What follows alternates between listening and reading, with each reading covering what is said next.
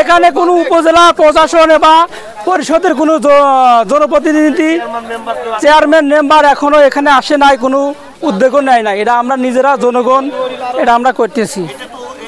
আসসালামু আলাইকুম প্রিয় শাহজাদপুরবাসী, আপনারা জানেন যে শাহজাদপুরের বিভিন্ন রাস্তাঘাটের সমস্যাগুলো নিয়ে আমি আসি আপনাদের সামনে, আপনাদের প্রচারণা নিয়ে আমি কর্তৃপক্ষের দৃষ্টি আকর্ষণ করে থাকি। শাহজাদপুরবাসী, আমি এখন যে গর্তটার মধ্যে দাঁড়িয়ে আছি এটা কিন্তু রতনকান্দি। আপনারা জানেন যে শাহজাদপুর থেকে যে রতনকান্দি গালা রূপবাটি যাওয়ার কিন্তু একটি রাস্তা, যে রাস্তাটাই দিয়ে কিন্তু 3টা ইউনিয়নের সহস্রাধিক লোক প্রতিদিন যাতায়াত করেন। হাজার হাজার লোক কিন্তু যাতায়াত করেন, হাজার হাজার যানবাহন কিন্তু এখান দিয়ে যাতায়াত করে থাকে। এই রাস্তাটা গত 3 দিন হলো ডিসকানেক্ট হয়ে আছে। আমাকে এই ভাই যেটা জানালেন যে 3 দিন হলো ডিসকানেক্ট থাকার পরেও উপজেলা প্রশাসনের একজন ব্যক্তি বা এখানকার চেয়ারম্যান মেম্বার এবং যারা উপজেলা প্রশাসনের এলজিডি যারা রাস্তাটা এলজিডির কোনো কর্মকর্তা কিন্তু এখন পর্যন্ত এখানে একজন মানুষও আসেন নাই। গতকালকে কিন্তু সারাদিন সুবিধা ছিল, বিকেলে আবার বৃষ্টি হয়েছে। আজকে কিন্তু সকাল থেকে সুবিধা ছিল।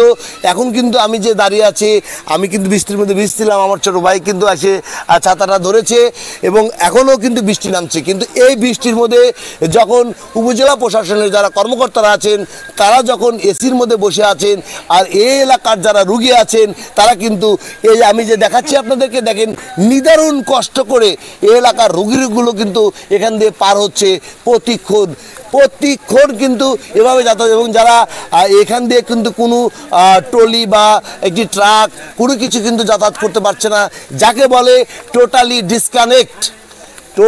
ডিসকানেক্ট হয়ে আছে, এলাকার সংযোগ বিচ্ছিন্ন হয়ে আছে। কিন্তু এখানে কোনো ধরনের ব্যবস্থা এখন পর্যন্ত গত 3 দিনেও কিন্তু এই ব্যবস্থা গ্রহণ করা হয় নাই। আমি যে জায়গাটা আছি আমি আপনাদেরকে জানাচ্ছি যে এই জায়গাটার যে চিত্রগুলো আমি আপনাদেরকে দেখাচ্ছি, যে বাড়ির পাশের যে বাড়িগুলো যে আছে এই বাড়িগুলোর কিন্তু সব পানি কিন্তু এখান দিয়ে কিন্তু এখানে কিন্তু নিষ্কাশন হয় এবং এই নিষ্কাশনের কারণে কিন্তু প্রতি বছর, শুধু আজ না প্রতি বছরে কিন্তু এখানে কিন্তু ভেঙে যাচ্ছে এবং এই যে গাড়িগুলো যাচ্ছে এভাবে কিন্তু নিদারুণ কষ্ট করে কিন্তু যাচ্ছে। এবং এই এলাকার স্থানীয় জনগণ তারা কি করে, 2টা বস্তা দেয়,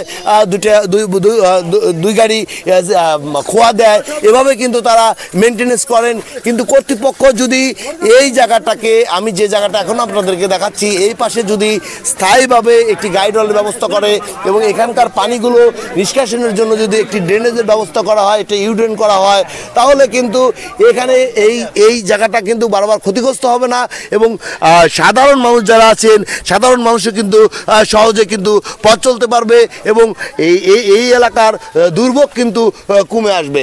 আমি চাই যে উপজেলা প্রশাসন জনগুরুত্বপূর্ণ হিসাবে বিষয়টা বিবেচনা নেবেন এবং অতি দ্রুত সঠিক ব্যবস্থা, সঠিক নিয়ম মেনে সঠিক ব্যবস্থা গ্রহণ করবেন। এখানে কোনো উপজেলা প্রশাসন বা পরিষদের কোনো জনপ্রতিনিধি চেয়ারম্যান মেম্বার এখনো এখানে আসে নাই, কোনো উদ্যোগও নেয় না। এটা আমরা নিজেরা জনগণ এটা আমরা করতেছি। যে অবস্থায় কাজটা করতেছি এই জায়গায় এখানে রাস্তার কাজের খুব ব্যস্ত আছি আমরা, কারণ এই রাস্তাটা ভাঙে গেছে আজ 3 দিন যাবত। এর আগেও প্রতি বছরই ভাঙার কারণে মনে করেন যে এটা আমরা সারার মতো পরিস্থিতি, যতক্ষণ আমরা চেষ্টা করি ততক্ষণ আমরা করি, এটা আমরা করে যাই। তারপরেও এই বৃষ্টি যখন আসে তখন আর এটা রাখার মতো পরিবেশ থাকে না। কারণ হলো যে এটা ওই আপনার এই গতকালকেও এটা সারা হয়েছিল, তারপর রাত্রে একটু বৃষ্টির কারণে সকালে এই রাস্তাটা আর এরকম আর রাখতে পারি নাই। তাই এই অবস্থায় এখন ওই যে গাড়ি না, জি হ্যাঁ, এটার জন্য টোটালি রাস্তার ডিসকানেকশন হয়ে আছে। এখান থেকে ওই উপজেলার পর্যন্ত যত গাড়ি এই রাস্তা দিয়ে চলাচল করে এবং একটা রুগীও এখান থেকে আর যাওয়ার মতো পরিবেশ নাই। এটা রতনকান্দি দক্ষিণপাড়া, বৃহত্তর না, এটা আমরা সাধারণ জনগণ, হ্যাঁ এটা আমরা নিজেরাই করতেছি। এই কারণে আমরা এই বৃষ্টির কারণে আর কাজটা অনেক জায়গা থেকে মালামাল আনা খুব কষ্টকর হয়েছে। আমার নাম মনসুর, রতনকান্দি দক্ষিণপাড়া। বৃষ্টি শুরু হয়েছে থেকে ভেঙে গেছে। আর যেখান থেকে গাড়িতে যাতায়াত করে না, স্কুল কলেজের ছাত্ররা আমরা যেতে পারি না, আমরা শিক্ষকরা যেতে পারি না। এই রাস্তা বড় সমস্যা হয়ে গেছে, সবাই দুর্ভোগ পোহাইতে হচ্ছে। এটা মেরামতযোগ্য অতি শীঘ্রই করা উচিত এবং এইরকম প্রতি বছরই ভাঙে, এটা একবারে বাধাই করে দেওয়া উচিত। না দিলে জনগণের, ছাত্রছাত্রী, শিক্ষকের সবাই দুর্ভোগ, এলাকার মানুষের দুর্ভোগ হচ্ছে। মাননীয় এমপি মহোদয় দৃষ্টি আকর্ষণ করছি যে আপনারা জানেন যে মাননীয় এমপি মহোদয় কিন্তু এর আগেও কিন্তু রতনকান্দি যে ব্রিজটা আছে সেই ব্রিজে কিন্তু আপনার হচ্ছে যে এখানে কিন্তু একটি গর্ত হয়েছিল। আমি বলার পরে কিন্তু মাননীয় এমপি মহোদয় তাৎক্ষণিক তার পরের দিনই কিন্তু আমাকে ফোন দিয়েছেন এবং দ্রুত একটি প্রকল্প দিয়ে কিন্তু সেই কাজটা করে দিয়েছিলেন। এবং আমি আশা করি যে এই কাজটাও মাননীয় এমপি মহোদয় নজরে আসবে এবং অতি দ্রুত একটি স্থায়ী সমাধানের জন্য ব্যবস্থা গ্রহণ করবেন, এই আশা করি, এই কাম্য করি। ধন্যবাদ জানাচ্ছি শাহজাদপুরবাসীকে। আসসালামু আলাইকুম।